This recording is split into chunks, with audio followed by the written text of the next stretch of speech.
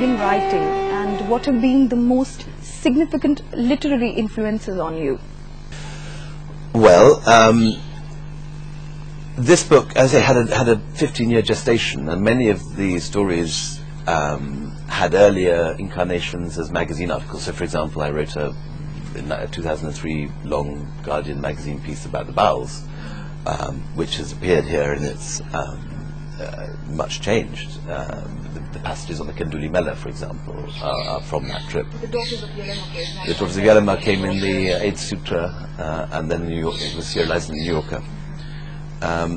But this book is a slimmer book than the last two, which were monsters, both of which took 5 years of writing and research.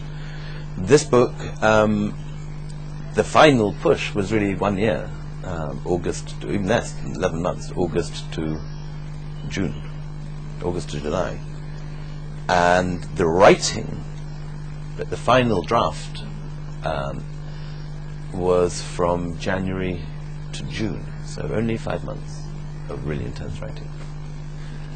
I find that in middle age, in my 7th book, I find I've developed a method very different. My early books were much more meandering affairs. I mean, I took 18 months to write, for example, From the Holy Mountain, as well as the time it took to gather the material. I find now that it's a really good method to go into sort of for the final push, to go into complete monastic isolation. I stayed here, particularly during sort of April, May, when there's nothing happening in Delhi. Social life kind of draws to a close in the heat. And I would sit in the hut near the pool, which is beyond the reach of Wi-Fi, which is very important for us. I couldn't play with Facebook or look at the BBC news site or send emails to friends or whatever. And used to go up at 6 in the morning, would swim, would get down to work, try and answer what emails I had to send by 7:30 or something, be writing, and work right through till supper, with maybe a siesta when it got really hot. And in the evening, claps in front of some sort of fabulously English BBC drama about Jane Austen or something. Frocks and bonnets, I found a very good antidote to skulls and cremation crowns.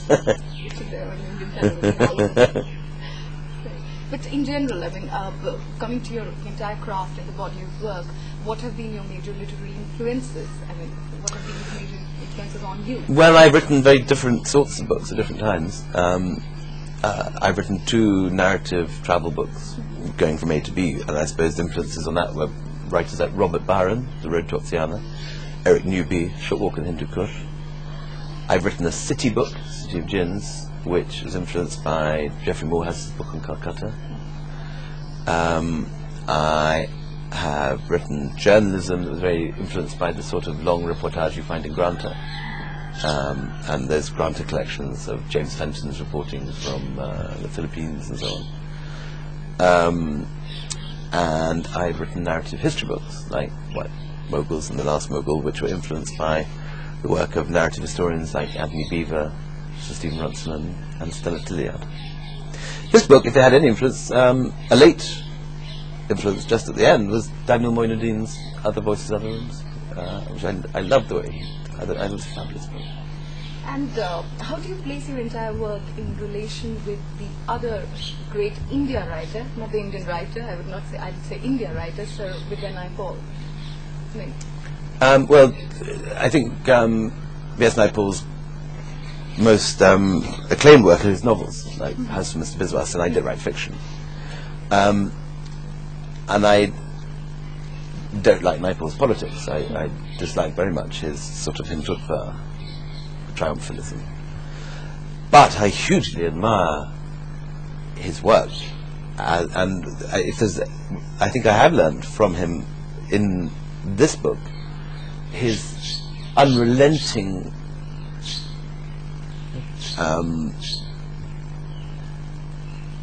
drilling away at the characters he interviews in, like A Million Mutinies Now.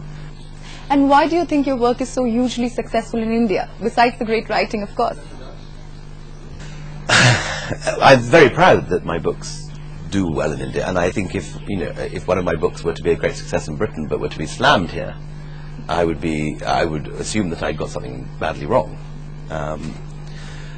The books are kind of successful everywhere, so India isn't an exception like that. But I think maybe some of the answer lies that certainly very few other people are doing in India the sort of narrative history I've been doing for the last couple of books. There's no one else. I mean, it's a very common form in Britain and America. You find the British, the English Civil War, which are books which are scholarly and involve archive research, but which are written to be read, and are not written in academic jargon or in sort of the post-colonial studies language, which is almost kind of a dialect to itself.